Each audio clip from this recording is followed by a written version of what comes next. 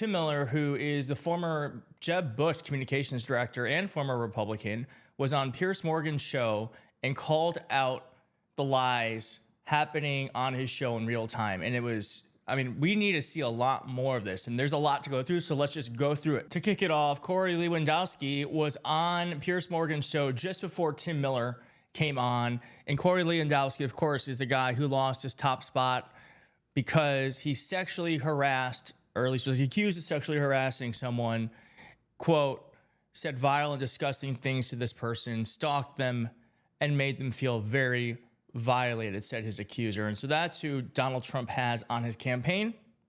That's who Piers Morgan had on his show to spread a lot of lies, and Tim Miller called it out. Let's just see what Tim had to say. There's been this line going on, like Dana Bash started actually, because Kamala Harris has never met Donald Trump. Corey Lewandowski was asked about that. It's absurd.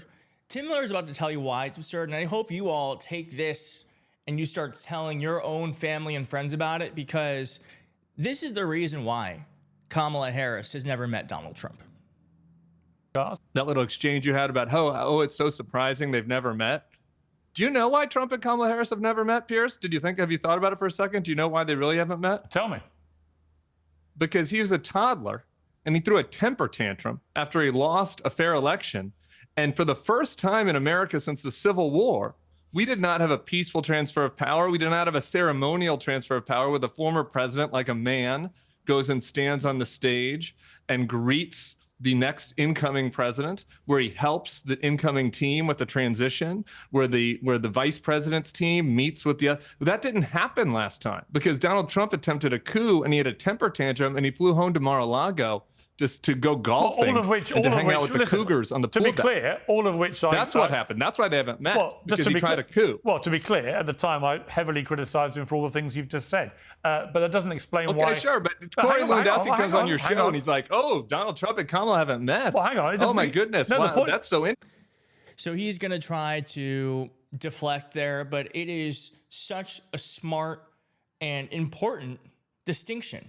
Kamala Harris has not met Donald Trump because Donald Trump did not have a peaceful transfer of power. First president in American history to not be at the inauguration. I'm sure there's one random president who didn't show up because they were sick or something. But this is the first time intentionally did not show up in modern history. So Kamala Harris would have met Trump if Trump would have just said he lost and wished the new president well. But instead, watch what Tim says.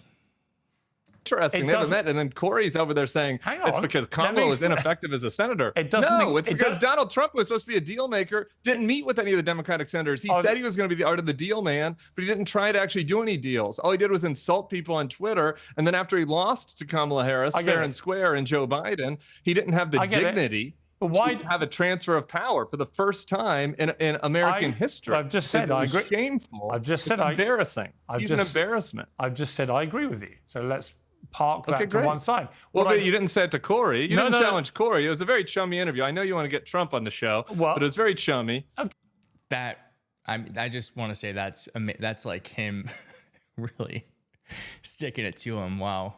I wonder if he'll be invited back on the show. Okay. You didn't challenge Corey that much. Ask can be chummy too. Why didn't she make herself invited? Donald Trump ran. Isn't that a job of senators? Come on. Donald Trump ran on this BS nonsense and come on this show. I'm the art of the deal man. I'm a deal maker, which was a book he didn't even write that got ghostwritten. It was this fake persona. It was this Hollywood persona that he conned the American people into believing that he was. Just real fast, look at how uncomfortable Pierce is that he's getting called out. I just want you to pay attention to he can't sit still because this never happens to him. It was this fake persona. It was this Hollywood persona that he conned the American people into believing that he was some deal maker. Then he gets in the White House and he doesn't even try to work with the Democrats on a deal. All he does is insult them. He does nicknames. He trashes them. He didn't cut any deals. Donald Trump, Joe Biden ended up being the deal maker that got a bipartisan deal on gay marriage, on infrastructure. So that's why Kamala didn't go to the White House. He didn't ever invite her. How about that? Well, yeah, Did you try that? I'm curious about your own journey. You were Jeb Bush's guy, Republican, and now you're a Democrat. How does that happen? Well, I'm not a Democrat. I left the party in 2020. Very good timing, I thought. In about November of 2020, after the election, I was hopeful. Throughout 2020, I was hopeful that we could get our party back from Donald Trump and get back to a more classical, liberal, traditional party that had a respect for the rule of law, that had a respect for our allies abroad, international relationships, that had a respect for immigration and the immigrant story and how that's an important part of America. I was hoping we could get back to that kind of compassionate conservatism after 2020. And then what happened was Donald Trump lost. And he threw an extended temper tantrum. And rather than standing up to him, rather than telling him, sir, Mr. President, it's time for you to accept your loss and move on, all of the Republicans basically went along with it. And everybody like participated in this absurd lie, in this absurd fantasy where every Republican was like, yeah, we're worried about the voting machines. And I was so disheartened and discouraged by that I wrote an article saying I was leaving the party. It ended up being totally correct. Over the next 5 years, that now everyone who spoke out against Trump, like Liz Cheney and Adam Kinzinger, has been thrust out of the party, and people who are like embarrassing clowns are made to be the nominee of our party, and like Mark Robinson in North Carolina or Kari Lake in Arizona, simply because they're willing to suck up to Donald Trump. Such a great point that there is no policy belief in MAGA. There is no spine in MAGA.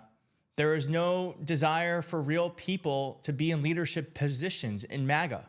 The only requirement for MAGA Republicans is your devotion to Trump and your regurgitation of the big lie. If you tell Donald Trump the election was stolen, you are king, you deserve anything and everything you want, and I will do anything and everything to help you get it. If you are a stooge, if you're an idiot, if you're an imbecile, it doesn't matter.